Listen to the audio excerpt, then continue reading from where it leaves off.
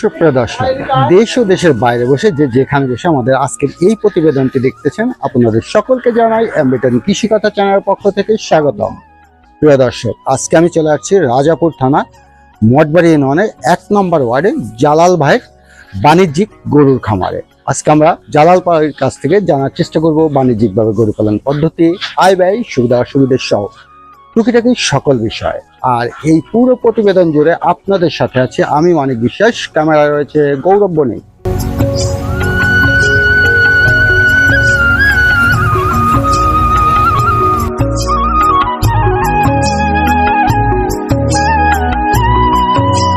জালাল ভাই, এমবিটেন কৃষি কথা চ্যানেল পক্ষ থেকে আপনাকে স্বাগতম। কেমন আছেন?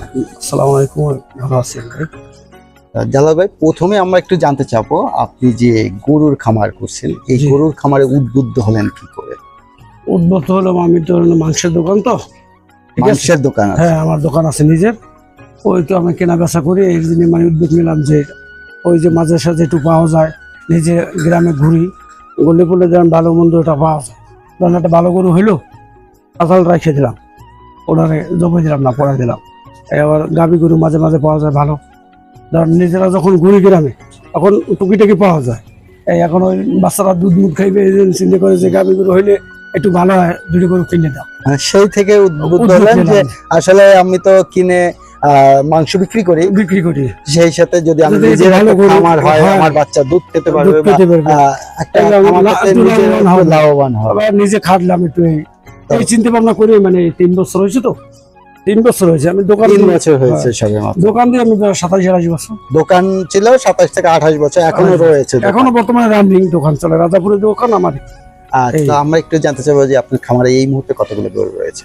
এই মুহূর্তে এখন বাচ্চা নিয়ে 10টা আছে। 10টা রয়েছে। এগুলো কোন প্রজাতির গরু? এগুলো আপনার জানেন, ওই যে সিন্ধি আছে, এবং ফ্রিজিয়ান আছে, হলস্টাইন ফ্রিজিয়ান আমরা বেশি দেখতে পাচ্ছি। বাংলা আছে, মানে আমাদের দেশি ষাঁড় আছে। এটা দেশি ষাঁড়? ওইটা দেশি ষাঁড়, ওই যে দেশি বাচ্চার ষাঁড়, মানে ক্রস না, ক্রস না, দেশি বাচ্চা, দেশি বাচ্চাই। হ্যাঁ, দেশি বাচ্চাই অত সুন্দর হয়ে গেছে।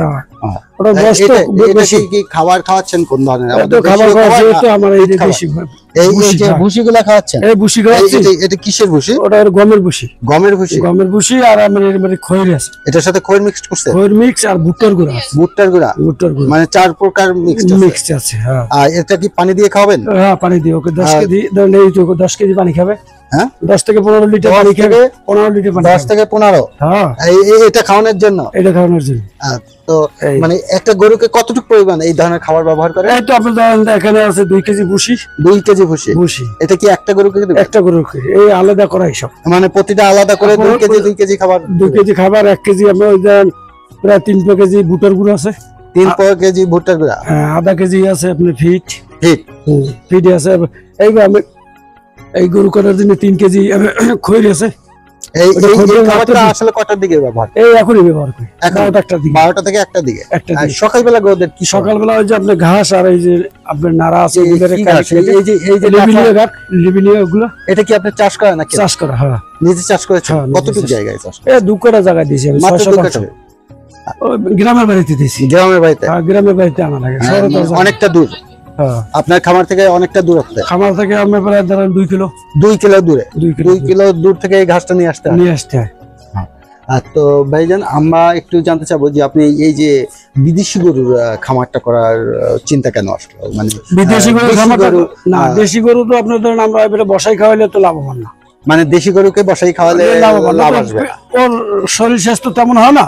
হ্যাঁ, আর আপনার ধরেন এগুলো তো বড় জাতের। এই গরুটা আপনার ধরেন 1,82,000 টাকা দিয়ে কেন এই গরুটা? এই একটা গরু এটা 1,82,000 টাকা কিনে? 82,000 টাকা দিয়ে। একটা বাচ্চা ছিল, বাচ্চাটা মারা গেছে, এখন আর 4 মাস গাবে। এখন আবার 4 মাস হয়েছে। কতদিন আগে কিনেছিলেন এটা? এটা কিনছিলাম আমি 5 মাস আগে। 5 মাস আগে? হ্যাঁ, এখন দুধ দেয় তো, আমরা দুধ হয় বর্তমানে, বাচ্চা নেই, তারপর দুধ হয়। আচ্ছা ভাইজান, আমি একটু জানতে চাবো যে আমরা যদি নতুন একটা গরু মার্কেট থেকে কিনে আনি বা অন্য খামার থেকে কিনে আনি, সেই ক্ষেত্রে কিনে আনার সাথে সাথে কি আমরা গরুটাকে খামারে দিতে পারবো না? প্রসেস করে দিতে হবে। কি ধরনের প্রসেসটা? আপনি ধরেন 2-3 দিন বা 4 দিন ওরে আলাদা রাখতে হবে, আলাদা খাবার খাওয়াইতে হবে। মানে কোয়ান্টিটি রাখতে হবে, 5-7 দিন রাখলে আলাদা, এরপরে ওরে ঢুকন যাবে। ওই 5-7 দিন ওই গরুটা কি ধরনের প্রসেস করতে হয়? ওদের ধরেন যে খাবার খাওয়া ওইটাই খাওয়াইতে হবে, কিন্তু তারপরে একটু ওষুধ পানি আনি অনেক কিছু করতে হবে যেন এর শরীরে কিছু না থাকে। মানে কি ধরনের পরিচর্যা করলে ভালো হয় ওই গরুটা? ওরে ধরনের যদি আমরা দেখা গেল যে একটা গরু কিনছি, ওরে কৃমি ওষুধ খাওয়াই নাই, কৃমির ওষুধ ওরে আগে কৃমি ওষুধ খাওয়াইতে হবে, হ্যাঁ। এবার লিপেটনিক খাওয়াইতে হবে, বা আমরা ধরেন জিনসেন আছে ওগুলো খাওয়াইলে মোটামুটি ওর শরীরে রোগ ব্যাধি যদি থাকে সেটা কন্ট্রোলে আসে যায়। এবং গরুর যে পা এগুলা কি ওয়াশ করতে হয় কিনা? না, পাও তো আপনার ধরেন যে আপনার একটা খুঁড়ে ফাটা রোগ আছে না, হ্যাঁ, হয় ওটা হইলে হয়, কিন্তু এছাড়া তো আপনার মোটর দিয়ে সবসময় জিনিস সাধারণ পানি দিয়ে ওই যে আপনি এখন আমি ওই মোটর দিয়ে সব পাও ওয়াশ করতে হয়। ওই যে গরুটা কিনা আনা হয় সেটাকে ওইভাবেই প্রসেসিং করে ওরে আর কি পরে ঢুকাইতে হবে, পরে ঢুকাতে হবে। এর মানে একটা গরু কেনার সাথে সাথে ওর শরীরে যত একটু রোগ ব্যাধি থাকে ওইটা তো খামারের আপনি ছড়িয়ে যাবে, চড়াই যাবে। এর জন্য ওটাকে নরমালি 6 থেকে 7 দিন আলাদা রাখলে, এক জায়গায় রাখলে ও নিরিবিলি 6-7 দিনের মধ্যে ওর যাই থাক শরীরে সেটা আমাদের খামারে দেওয়ার মতো প্রযোজ্য হয়ে যাবে। তো ভাইজান, এই যে সামনে তো কোরবানির ঈদ, কোরবানির ঈদে যেহেতু আপনার নিজের মাংসের দোকান রয়েছে, আর কোরবানির ঈদে কি আপনি কোনো সার বিক্রি করবেন? হ্যাঁ, সার বিক্রি করবো। এই একটা দুইটা, আর ওই পাশে আছে একটা 3টা। আর এই গরুটা মানে আপনার গাব ধরে নাই, ও গরুটা বিক্রি করতে হবে। ওটা মানে ওটা একটা মার দিয়ে দিয়েছে, ওটা যে সময় বিয়ে হওয়ার কথা সময় রেখে গেছে, তাই। হ্যাঁ, এখন ও একটা বিশাল মার দিয়েছে, ওর বাচ্চা এটা, ওটার বাচ্চাই এটা, ওইটা হয়। কিন্তু ওইটা আবার বিয়ে হওয়ার কথা আর 2 মাস আগে, কিন্তু সে বিয়ে যায় না, বীজ ধরে নাই, এই এখন ওরে আবার বিক্রি করে দিতে হবে, ওটা বিক্রি করতে হবে। তো চিন্তা করছেন কি কোরবানির ঈদেই বিক্রি করবেন? হ্যাঁ, কোরবানির ঈদেই আপনি ধরেন এইটা ওইটা আর ওই কর্নারে একটা আছে 4টা। ভাইয়া, আপনার যে এই খামারে দেশি গরুর একটা সার রয়েছে না? জি জি, এই সারটা আসলে অবাক করা একটা সার। দেশি গরু যে অত সুন্দর সার হতে পারে সেটা কিন্তু আসলে অবাক। কিন্তু এই সারটার প্রাইসটা কেমন হতে পারে এবছরের কোরবানির ঈদে? এবছর কোরবানিতে আপনাদের সারটার প্রাইস আছে ধরুন 2 লক্ষ টাকা। 2 লক্ষ টাকা? জি। এটা কি বিদেশি গরু যদি এরকম হতো তাইলে এরকম 2 লক্ষ টাকা ছিল না? দেশি গরু অত সুন্দর হওয়ার জন্য, দেশি গরু হওয়ার জন্য অত সুন্দর হওয়ার জন্য দামটা একটু বেশি। বিদেশি হলে ধর ওই একটা আছে না, ওটার দাম তো অত হবে না, ওটার দাম অত হবে না, ওটার দাম কম হবে। কিন্তু এটা দেশীয় যে অবস্থা, এবং ওর চুট এবং ওর ফিকার ভালো, মানে দেশি বীজের বাচ্চা, দেশি বীজের বাচ্চা, এবং একদম সরাসরি আমরা বলতে পারি দেশি গরু। আর ও আমি এক জায়গা থেকে কিনছি 6 মাস আগে। হ্যাঁ, কিন্তু ওই সময় 1 লাখ টাকা দিয়ে কিনছি। 1 লক্ষ টাকা দিয়ে কিনেছি, বাচ্চাটা কিনেছি। 1 লক্ষ কতদিন আগে কিনেছেন? 6 মাস হয়েছে। 6 মাস হয়েছে? 6 মাস ওভার হয়েছে। তো মানে আমরা সেটা করতে পারতেছি কত? 7 মাসে? 7 মাস হয়েছে। 7 মাসের মাথায় সেল করতে পারি, মানে 7 মাস আপনি লালন পালন করেছি। তো খরিদ করছিলাম আমরা 1 লক্ষ টাকা। জি। তো বিক্রি করতে পারতেছি 2 লক্ষ টাকা। তো ওর পিছনে আপনি ধরেন 7 মাসে ধরেন 7 বারণ কত? 84,000 টাকা। 84,000 টাকা তো খাইছো। 84,000 টাকা অলরেডি খেয়েছে। হ্যাঁ, তাইলে আমাদের দাঁড়ালো কত? 84,000 টাকা খাইলে আমরা দাঁড়ালে 15-16,000 টাকা হলো 6-7 মাসে। তো ও খাবার খাচ্ছে আমাদের প্রায় 80,000 টাকা, 80,000 টাকার মতো।